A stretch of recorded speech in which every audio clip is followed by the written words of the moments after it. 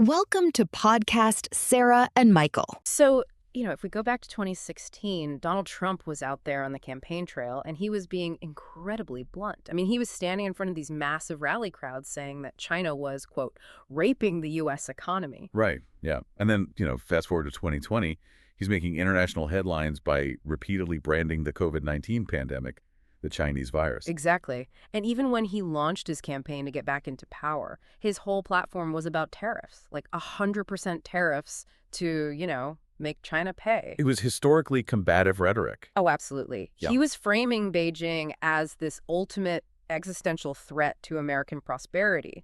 But if we look at the reality on the ground on May 14th, 2026, the picture just completely shatters that narrative. Totally. It's like a 180-degree turn. It really is. I mean, he is standing right there in Beijing, and he's warmly patting Chinese President Xi Jinping on the arm. He's publicly calling him a great leader. Right. And at the lavish state banquet, he actually describes their talks as a cherished opportunity. A cherished opportunity, yeah.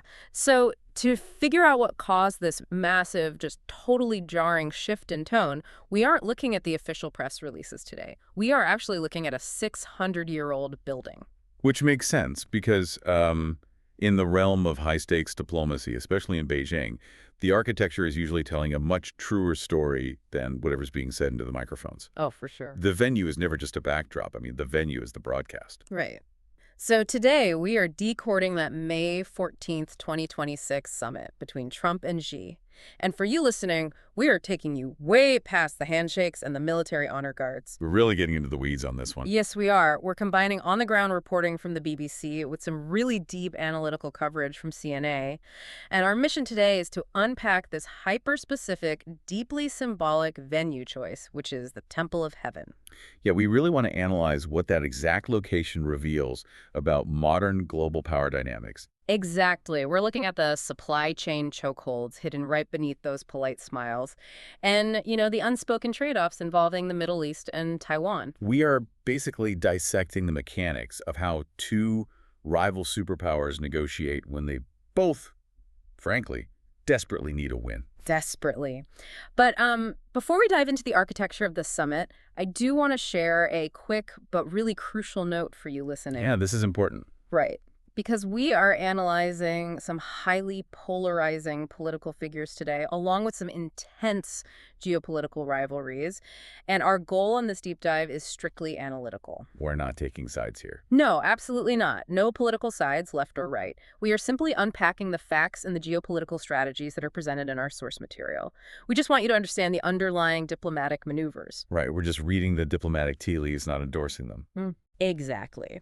So let's look at the spectacle the BBC reported, because the sensory details of this visit are just staggering. I mean, you have a military band playing the Star-Spangled Banner right outside the Great Hall of the People. Yeah, and a full gun salute echoing across Beijing. Right. Plus cheering school children, waving both Chinese and American flags. It's this meticulous, highly choreographed red carpet that's clearly designed to flatter. Oh, it's pure flattery. But the real substance of the visit centers around Trump and Xi touring the Temple of Heaven, or Tiantan.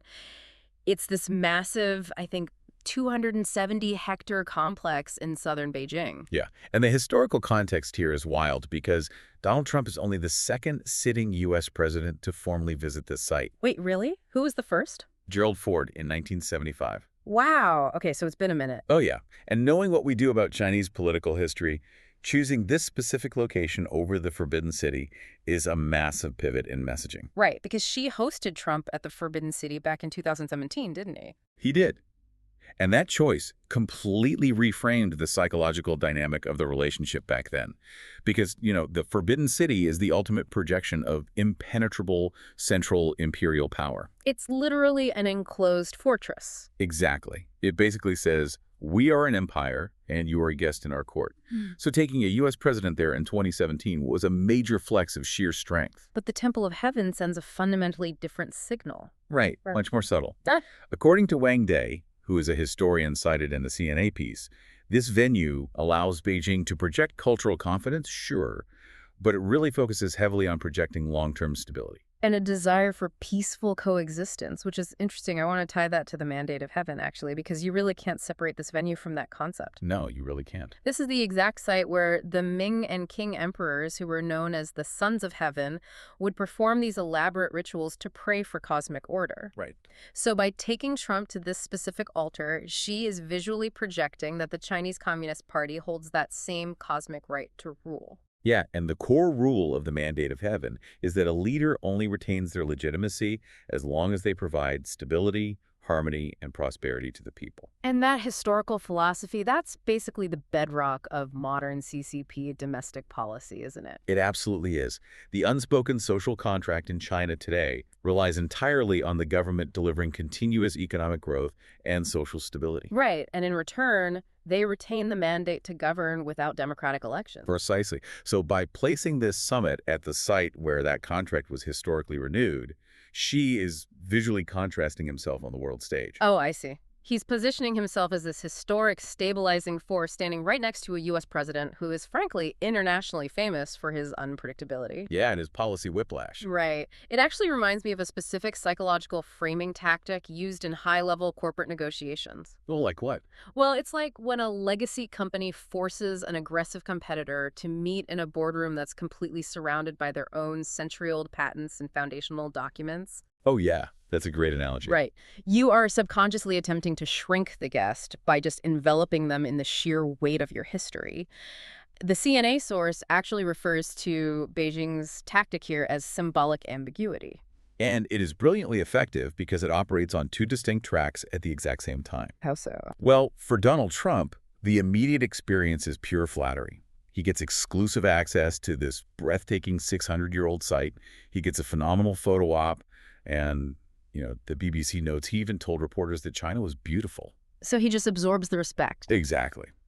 But the secondary broadcast, the one that's being beamed to the Chinese public and very carefully watched by European allies, is Beijing basically declaring itself the adult in the room. Wow. They're signaling that their foreign policy operates on centuries of continuous cosmic order, whereas American foreign policy swings wildly every 4 years based on election cycles. That is fascinating. So for you listening, this is basically the ultimate decoder ring for international relations. Like the next time you watch a summit on the evening news, look past the podiums. Yes, pay attention to the background architecture. Because the building is almost always doing the heavy lifting of the diplomatic messaging, which actually brings us to the most pointed architectural choice of the entire tour. Right. The specific building they posed in front of? Yes. The sources emphasize that Trump and Xi deliberately posed for photos in front of one specific structure, which is the Hall of Prayer for Good Harvests. And, historically, ancient emperors went to that exact hall to pray for literal rain, wheat, and rice, to prevent famine. But in 2026, the harvest they are praying for is entirely economic. Entirely. And if you look at the guest list for this summit, it tells you exactly what kind of crops they're trying to yield. Because the contrast with Trump's 2017 visit is stark. Oh, it's night and day.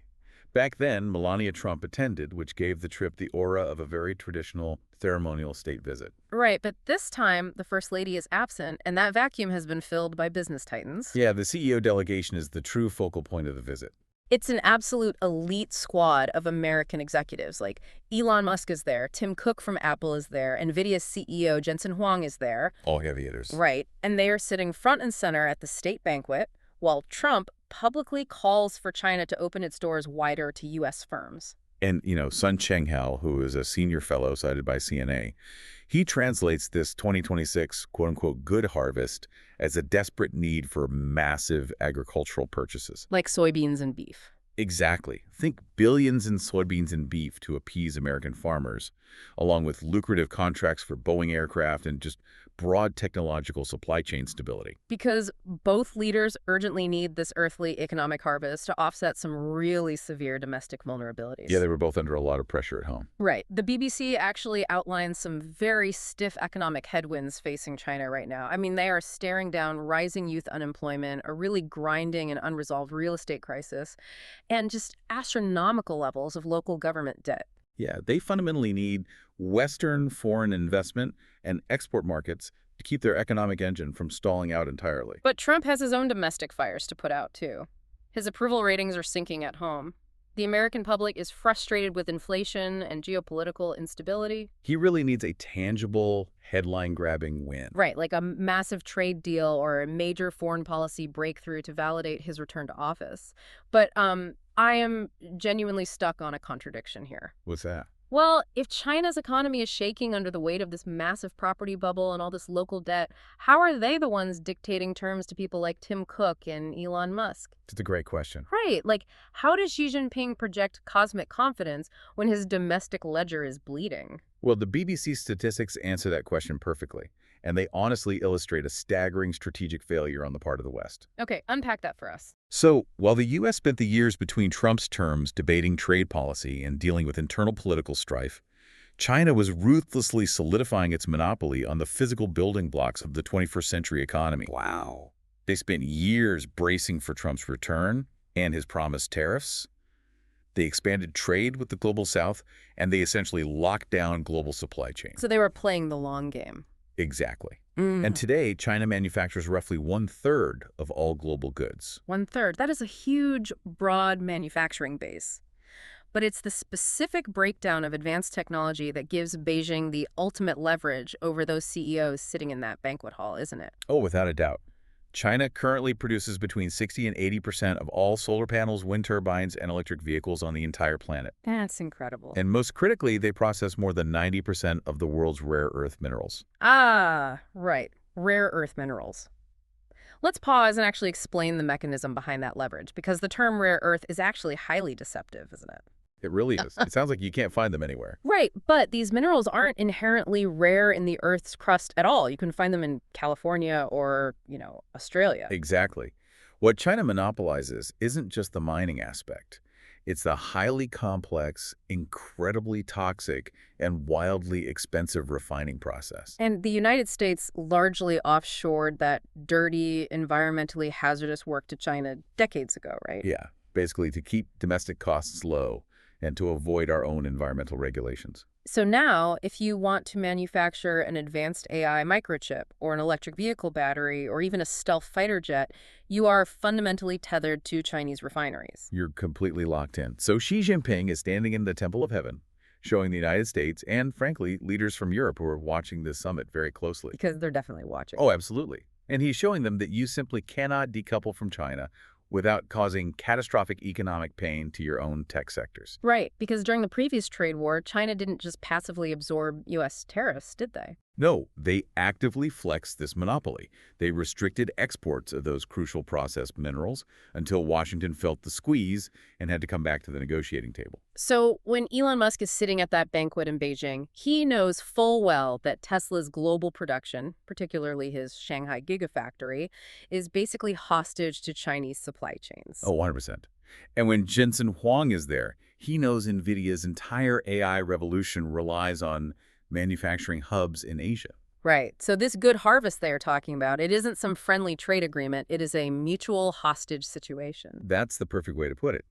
The U.S. needs China's advanced manufacturing base in critical minerals. Yeah. And China desperately needs Western capital and consumer markets to patch those gaping holes in its domestic economy. So the polite smiles and the historical tours, they're really just masking this incredibly tense high-wire act of mutual economic coercion. Exactly. Which brings us to the geopolitical storms that are raging just outside the frame of these carefully curated photos. Right.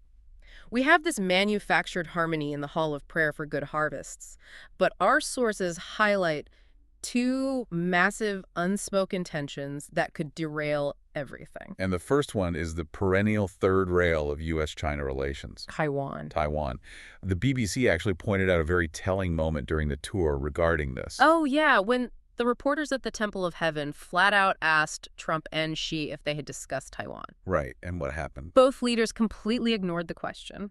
Total silence in front of the Western camera. But that silence was strictly a performance for the international press. Because inside China, it was a different story. Yeah, state media wasted no time reporting the reality of the closed-door meetings. They reported that soon after talks began, Xi Jinping issued a stark warning to Trump. A warning. Yes, he made it unequivocally clear that the issue of Taiwan is the single flashpoint that could plunge the two nations into direct military conflict. Wow. He is actively pressuring the U.S. to delay or completely halt defensive arms sales to the island. Which is an incredible pressure point, considering Washington is legally bound by the Taiwan Relations Act to provide Taipei with the means to defend itself. Right. Taipei officials have to be watching this CEO-heavy summit with sheer panic. I mean, they must be wondering if their security is going to be traded away for a soybean contract. And the Taiwan issue is intrinsically linked to the tech CEOs we just mentioned, too, because Taiwan produces over 60% of the world's semiconductors and over 90% of the most advanced chips. Right, so the tech aspect is totally intertwined. But Taiwan isn't the only leverage point Beijing is exploiting here, is it? Not at all. There's a wildcard reshaping this entire negotiation, and it's happening in the Middle East. Right. The ongoing conflict involving Iran is heavily tilting the scales in Beijing's favor right now. Because the United States is coming to this negotiation table weakened and really distracted by a crisis it just cannot contain on its own. And the ripple effects of that conflict are devastating. I mean, the Strait of Hormuz is blocked. And just to help you listening understand the gravity of that, roughly 20% of the world's total global oil consumption passes through that narrow waterway. It's a massive choke point. Massive. So when it is choked off by conflict, it absolutely rattles the global economy. Shipping corridors are paralyzed, energy prices spike, and inflation just surges. And the U.S. is explicitly begging for Beijing's help to fix it. Yeah, U.S. Secretary of State Marco Rubio actually went on Fox News right before the trip and said it's in China's interest to resolve the Iran situation. He literally added, quote, "We hope to convince them to play a more active role." And he says that because China holds the master key to that crisis. And it all comes down to economic lifelines. Right, because China has cultivated this deep relationship with Tehran over decades. Exactly. But more importantly, Beijing is Iran's largest trading partner. So let's lay out exactly how that economic leverage works. Iran's economy is heavily sanctioned by the West, right? They're largely isolated from the global banking system. Yeah, they survived almost entirely by selling cheap sanctioned oil to China on a massive scale. So Beijing is effectively keeping the Iranian government and its economy afloat. Which gives Xi Jinping this massive economic sword of Damocles over Tehran. Wow, yeah. I mean, if Beijing threatens to cut off those oil purchases, Tehran's economy collapses practically overnight. Which means if anyone has the raw power to force Tehran to the negotiating table and unblock the Strait of Hormuz, it is Beijing. They don't even need to fire a single shot. They just need to threaten to close their wallets. And the U.S. knows this. Trump knows this. Okay, so for you listening, let's connect all these threads, because this is where the absolute genius of the Temple of Heaven venue really crystallizes. Oh, it's brilliant. China's message of peace and coexistence at this 600-year-old site, it isn't some genuine gesture of goodwill. It is a highly calculated, highly transactional power play. They're essentially establishing the terms of a grand geopolitical bargain. Right. Beijing is basically looking at the U.S. delegation and signaling, we are the stewards of global stability. Yeah. You want a good harvest. You want us to ensure the rare earth minerals keep flowing so Apple and Nvidia can keep building the future. Right. You want us to use our economic chokehold on Iran to unblock the Strait of Hormuz and save the global shipping economy from an inflation spiral. We can do that. We can restore the cosmic order. Right. But we expect you to look the other way on Taiwan. Exactly. The unspoken implication hanging over this entire summit is that American economic relief, tech supply chain security, and global shipping stability might have to be purchased with some really devastating concessions regarding Taiwan sovereignty. It is just raw transactional diplomacy wrapped in this beautiful ancient philosophy. Which makes the visual of the Temple of Heaven so incredibly potent. Yeah. It allows Beijing to aggressively negotiate for regional dominance while visually projecting serene benevolence to the cameras. Right. So let's distill this deep dive. The May 2026 summit in Beijing is a total masterclass in diplomatic messaging. Truly a masterclass. By anchoring the visit at an imperial altar dedicated to cosmic harmony, Beijing successfully framed a razor's-edge negotiation over advanced technology supply chains, Middle Eastern shipping blockades, and the fate of Taiwan as a shared historic pursuit of stability. Yeah, they utilized 600 years of history to make their guests feel honored, while very quietly reminding them that Beijing controls the building, the weather, and the harvest. Wow. So well put. The BBC report captured one final detail from the state banquet that I think perfectly encapsulates the sheer tension beneath all this pageantry. Oh, was it? At the end of the evening, Xi Jinping raised his glass for a toast. He declared the great rejuvenation of the Chinese nation. Which in CCP doctrine inherently involves reclaiming Taiwan and becoming the preeminent global power. Right. He declared that rejuvenation and the U.S. desire to make America great again. Which relies on reshoring manufacturing and asserting unilateral American dominance. Exactly. He said those two things can go hand in hand. And he toasted to the future of both nations, simply saying cheers. Wow. I mean, it is a beautiful sentiment for a banquet hall. It sounds nice. It does. But in a world where China's indispensable leverage, their iron grip on rare earth processing, their absolute dominance in green tech manufacturing, and their vital economic lifeline to Iran, where all of that directly challenges American hegemony, you really have to ask if that sentiment is mathematically possible. Right. And that is the provocative thought we want to leave you with today.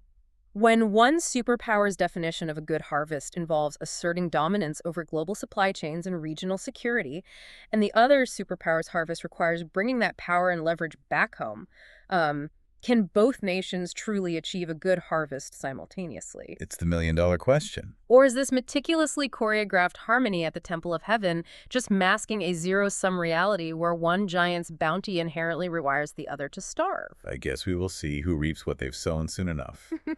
We certainly will. Thanks for joining us on this deep dive. The next time you see world leaders shaking hands, remember to look past the podium and read the architecture. We'll catch you on the next one.